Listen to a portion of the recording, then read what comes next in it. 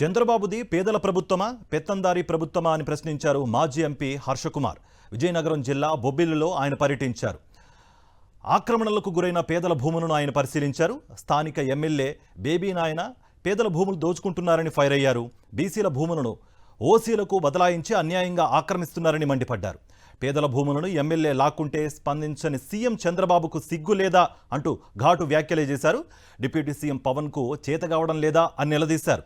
పేదల పక్షాన పోరాటానికి సిద్ధమన్నారు హర్షకుమార్. వీళ్ళ పొలాలను తీసుకెళ్ళి ఇప్పుడు వెలందొరలకు ఇస్తారా?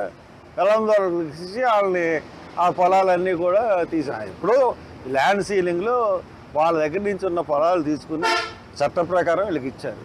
మళ్ళీ ఆ చట్టాన్ని ధిక్కరించి మళ్ళీ వాళ్ళందరూ కూడా ఏ రకంగా వాళ్ళు తీసుకెళ్ళి మళ్ళీ పెత్తందారులకు కట్టబెడుతుంది ప్రభుత్వం. ఇది పెత్తందారుల ప్రభుత్వం, పేదల ప్రభుత్వం, బీసీల ప్రభుత్వం, అది ఏ ప్రభుత్వం? మాట్లాడితే మా ఎమ్మెల్యేలు ఎవరన్నా తప్పు చేస్తే వాళ్ళ సంగతి చెప్తానంటాడు చంద్రబాబు నాయుడు. సిగ్గు లేదా చంద్రబాబు నాయుడు? పేదల భూములు తీసుకుంటే ఇంతకాలం నీకు ఎన్ని అర్జీలు పెట్టారు వీళ్ళు? డిప్యూటీ ముఖ్యమంత్రి నీకు చేత కాదా? నీకు అర్జీ పెట్టారు కదా, వాళ్ళది కాదంట.